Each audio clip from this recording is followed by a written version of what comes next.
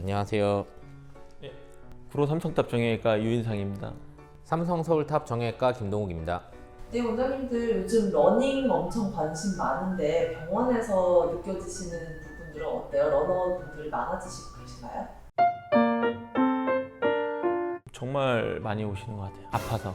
왜 언제부터 아프셨냐 하면 이제 러닝하고 나서 아프다 이런 환자들이 많아졌어요. 어찌나 마라톤을 많이들 하시는지. 아파서 오시는데 이번 주 일요일 날 또 마라톤이래요. 뛸 수 있을까요? 이렇게 물어보고. 맞아. 마라톤 나가려고 막 연습하다가 아픈 거야. 그래서 이제 일주일 있다 마라톤인데 자기 나갈 수 있냐고. 당연히 의사 입장에서 나가지 말라고, 안 된다고 얘기를 하죠. 이제 앞으로 운동을 즐기는 거에 있어서도 이제 건강관리를 하면서 즐겨야 더 재밌고 오래 즐길 수 있을 것 같아요. 보통 이제 심줄염들이죠. 후경골 심줄염, 비골 심줄염, 쉰스플린트, 슬개건 심줄염, 무릎뼈 연골 연화증, 대퇴 사두근염증. 족저근막염. 일단 뭐 그리고 또 염자가 많죠. 그다음에 좀 오래 뛰다 보면은 무릎 외측 측부인대가 아파서 오시는 분들도 꽤 있는 것 같아요. 제일 흔한 게 후경골 심줄염이랑 비골 심줄염인데요. 후경골 심줄은 이제 내측에 있고요. 비골 심줄은 바깥쪽에 있는데 이 두 개가 서로 좌우 밸런스를 잡아주는 역할을 해요. 뛸 때 이제 아무래도 이제 발이 꺾일 일도 많고 충격을 계속 흡수해야 되기 때문에 아무래도 특정 심줄에 부하가 많이 걸리죠. 후경골근 같은 경우는 우리가 주상골이라는 뼈가 있어요, 발에. 근데 이제 부주상골에 있는 분들이 있거든요. 그러니까 후경골근이 계속 자극이 되기 때문에 좀 불안정할 수 있어요. 그래서 엑스레이 찍어보면은 알 수 있어요, 내가 부주상골인지 아닌지. 그게 있는 분들은 조금 후경골근염이 더 흔한 것 같아요. 그런 분들이 대체로 또 평발이 있으신 분들 맞아요. 그분 분들이 평발이 더 많고. 예. 그리고 또 막 달리다 보면은 이제 무릎뼈랑 이제 경골을 이어주는 인대 쪽이 자꾸 무리가 가기 때문에 무릎뼈 힘줄염이 또 잘 생겨요. 그다음에 대퇴 사두근 쪽 힘줄 이쪽이 제일 무리가 많이 가서 염증이 많이 생기시고, 이제 또 오래 뛰다 보면은 내측보다는 외측 측부인대 쪽에 조금 무리가 많이 가요. 그래서 그쪽으로 또 통증이 있어서 오시는 분들이 많고. 정강이 쪽 아파서 오시는 쉰스플린트 러너들한테 많이 생기죠. 아무래도 계속 당겨지는 자극을 받기 때문에. 그리고 아까 외측 측부인대 말씀하셨는데 그 약간 더 위쪽에 장경대인대 충돌증후군도 오시고, 그리고 또 무릎뼈 연골 연화증, 아무래도 뛰다 보니까 무릎뼈랑 대퇴골뼈가 계속 마찰이 되다 보니까 그 사이도 염증이 생기고, 이 정도 질환 정도가 있는 것 같아요. 맞아요.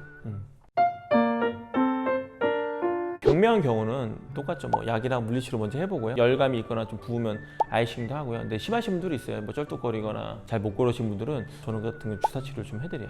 주사 맞으면 이제 많이 좋아지기 때문에, 물론 이제 위치에 따라서 조금 주사 성분을 스테로이드 쓰는 경우도 있고 프롤로로 하는 경우도 있긴 하거든요. 만약에 주사 맞을 정도는 아닌데 약간 만성이고 좀 오래되면 저는 충격파 치료를 좀 권해요. 왜냐면 충격파 치료를 하면 오래된 질환들은 병변이 있는 부위에 섬유화나 그런 것들이 많이 일어났기 때문에 약간 재생을 시켜주면서 정상 조직으로 다시 회복할 수 있는 기능이 있기 때문에 충격파 치료를 권하고 있습니다. 저는 보호대를 좀 같이 해주는 편이에요. 이게 힘줄염이든 인대가 다쳤든 사실 많이 뛰어서 그런 거기 때문에 걔네가 좀 쉬어줘야 되거든요. 근데 그냥 걸으면은 아무래도 거기가 계속 무리가 가기 때문에 치료를 하면서 당분간 그 아픈 기간 한 2, 3주 정도는 보호대를 해서 조금 무리를 좀 적게 해야 걔네들이 아물 수 있잖아요. 그래서 그렇게 하고, 인대 같은 경우는 이게 찢어져 있으면 좀 오래된 경우는 리젠실도 좀 써주긴 하거든요. 그러면은 좀 인대 회복이 좀 도움이 되는 것 같아요. 프롤로로 해서 약간 좀 안에 인위적인 상처를 좀 많이 만들어서 만성병변을 급성으로 좀 강제로 바꿔가지고 치료하는 것도 쓰고요. DNA 주사 PDRN 같은 걸로 해서 재생시켜주는 것도 좀 하고요. 충격파가 일단은 가장 기본적인 치료인 것 같아요. 그다음에 이제 충격파만 한다고 끝나는 건 아니고 환자분들이 좀 집에서 마사지하고 스트레칭을 좀 같이 병행을 하셔야 돼요. 아킬스건염이나 족저근막염 같은 경우는 스트레칭 하는 방법이 있거든요. 저희 쇼츠에 많이 있으니까 스트레칭도 좀 같이 하면서 충격파를 해야 좀 더 효과적인 것 같습니다.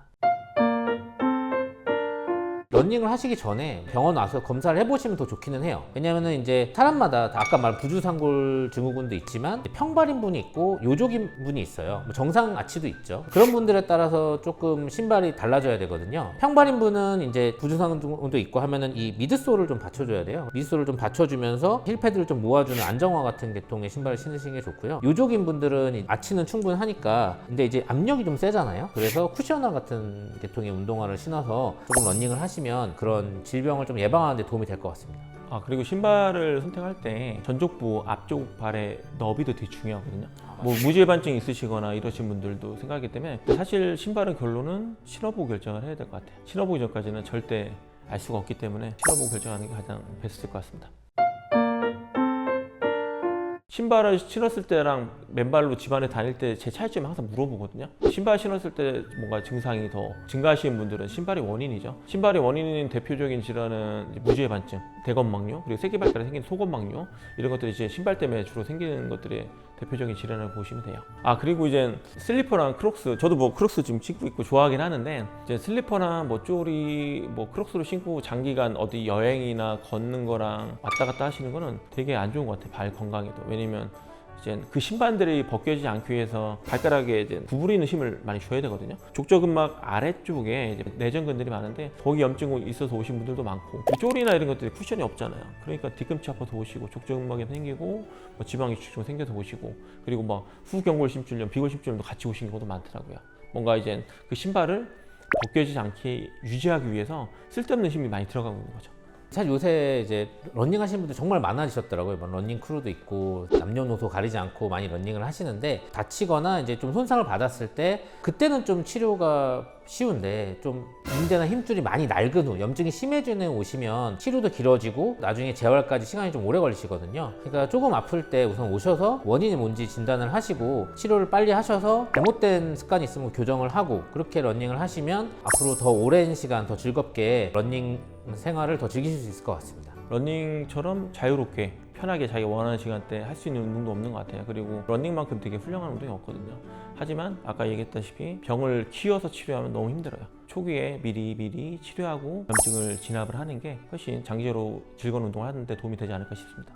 네, 감사합니다.